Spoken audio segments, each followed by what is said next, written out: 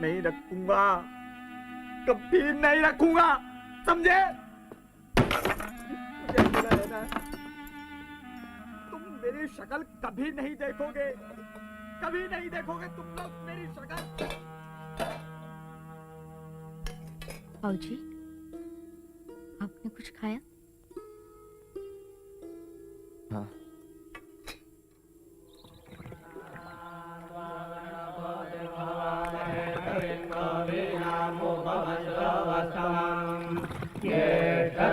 ब्रह्मणां ब्रह्मणस्पदान शृण्वन्नोतिभिश्रीदशादनाम् ॐ तत्सवितुर्वरेण्यं भर्गो देवस्य धीमहि धियो यो नः प्रचोदयात् ॐ गन्धद्वारान् नित्यपुष्टान् गरीषीम् ईश्वरीं सर्वभूतानां। प्यारे पाठकों, मूक नायक को बंद करना पड़ा। उसकी जगह मैं एक नया पाक्षिक शुरू कर रहा हूं, जिसका नाम होगा बहिष्कृत भारत, जो पीड़ित वर्ग की शिकायतों को आवाज देगा। मैं दूसरी उपजातियों से भी अनुरोध करूंगा कि वो एक होकर महाट के सत्याग्रह को मजबूत बनाएं। आपके लिए टेलीग्राम है अमेरिका से। आपको बधाई दी है। लिखा है आपने एक अभूतपूर्व सामाजिक क्रांति की नींव रखी है। क्या उन्हें यह मालूम नहीं कि तालाब शुद्ध कर दिया गया है? एक और टेलीग्राम बनारस से आया है। लिखा है, हम आपकी हरकत का विरोध करते हैं, इन हरकतों से बाज नहीं आए तो ठीक नहीं होगा। अरे यार, 2 चाय ले 4 नंबर पे। फारूक भाई, हमें कुछ खाने को दीजिए। और बहिष्कृत भारत का नया अंक। सारी प्रतियां बिक गईं। शाबाश। काउंसिल की मीटिंग कैसी रही? तूफानी। तो बताओ, क्या स्थिति है महाड में? मोरे, सवर्णों ने उन अछूतों के बहिष्कार की घोषणा की है जो महाड़ आए थे। वहाँ के सारे गांव में हमारे लोगों को कड़ी परेशानियों का सामना करना पड़ रहा है। सवर्ण उन्हें अनाज तक नहीं देते, कोई ना कोई बहाना ढूंढकर मारपीट करते रहते हैं। कईयों को तो जेल में डाल दिया है। उन्होंने मुझे भी इतना मारा कि उनके नसीब में है सिर्फ धमकियां और अत्याचार। और महाड़ म्युनिसिपल काउंसिल ने तो प्रस्ताव पास किया है कि 14 टैंक अछूतों के लिए बिल्कुल खोला नहीं जाएगा। जानलेवा बीमारियों का इलाज सख्ती से करना पड़ता है। भाइयों और बहनों, ये पत्र गैर ब्राह्मण आंदोलन के नेता श्रीमान जवड़कर की तरफ से आया है। लिखते हैं, हम महाराष्ट्र के गैर ब्राह्मण नेता ये घोषणा करते हैं कि आपके सत्याग्रह को हम तन मन से सहयोग देंगे, लेकिन एक शर्त है, कोई ब्राह्मण इस आंदोलन में शामिल नहीं होगा। यह मान लेना गलत है कि सारे ब्राह्मण अछूतों के दुश्मन हैं। निजी तौर पर मुझे ब्राह्मणों से घृणा नहीं है, मुझे घृणा है ब्राह्मणवाद की भावना से, जो कि ब्राह्मणों और गैर ब्राह्मणों दोनों में हो सकती है। ये तय हुआ है कि 25-26 दिसंबर 1927 इन दिनों हम सबका महाड़ में सत्याग्रह होगा। हर हर महादेव, हर हर महादेव। डॉक्टर भीमराव अंबेडकर की जय, डॉक्टर भीमराव अंबेडकर की जय, डॉक्टर भीमराव अंबेडकर की जय। डॉक्टर अंबेडकर, मैं Farrant, police superintendent, collector mister Hood आपसे मिलना चाहते हैं। Please come. भाइयों, महाड जाते समय कड़ा अनुशासन बनाए रखें। अनुशासन के बिना सत्याग्रह की ताकत कम हो जाती है। नेतृत्व चित्रे करेंगे, मैं बाद में शामिल होऊंगा। सहस्त्रबुद्धे जी, आइए।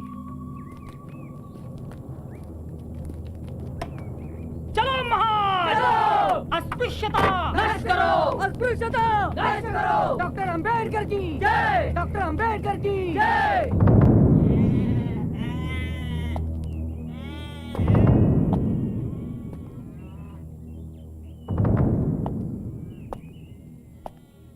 नजर रखना कि कोई टैंक के नजदीक आने ना पाए, ठीक है?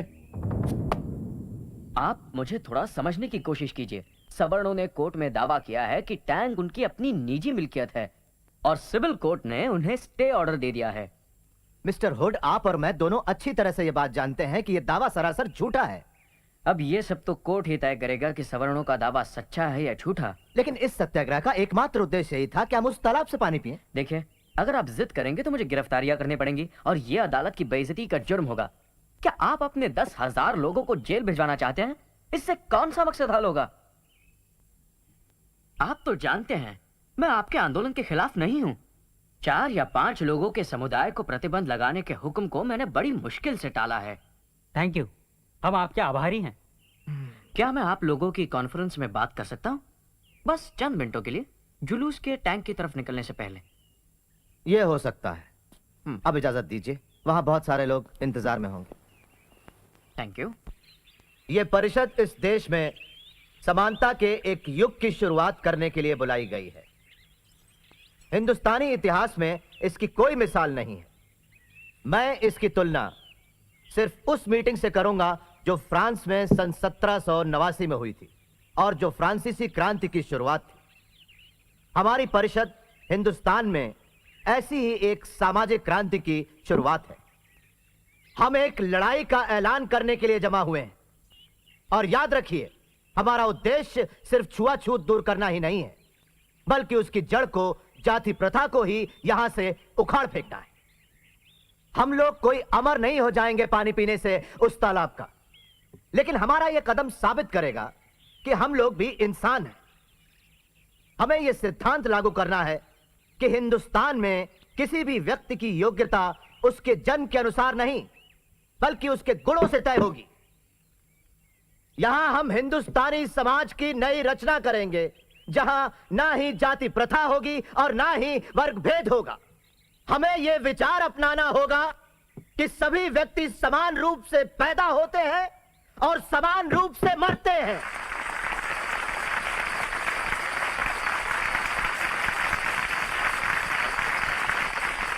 चलो नष्ट करें असमानता से भरे हुए पौराणिक हिंदू धर्म ग्रंथों की सत्ता को। भाइयों और बहनों, धर्म और गुलामी एक साथ नहीं चल सकते।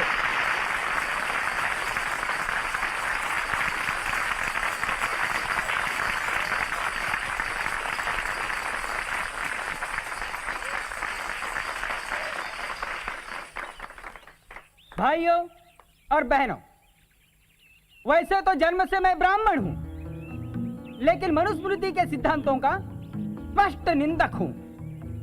वो प्रतीक धर्म का नहीं, बल्कि भेदभाव, क्रूरता और अन्याय का प्रतीक है। मेरा तो प्रस्ताव है कि पीढ़ी दर पीढ़ी चले आ रहे दुखों की इस जड़ का, मनुस्मृति का खुलेआम दहन किया जाए।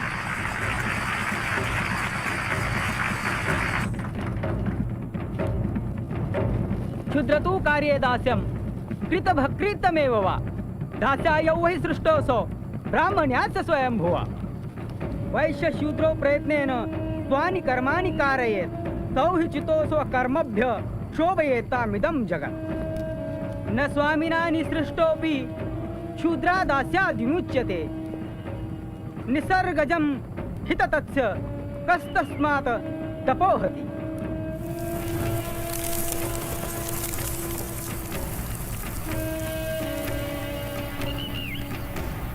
प्रिय भावराव, कांग्रेस ने साइमन कमीशन का बहिष्कार किया है और मोहम्मद अली जिन्ना ने भी। लेकिन अपने खिलाफ तमाम गुस्से और आग के बावजूद भी मैं कमीशन को मिलने जाऊंगा। इस मुश्किल घड़ी में मुझे बड़ा राम भाव की याद आ रही है।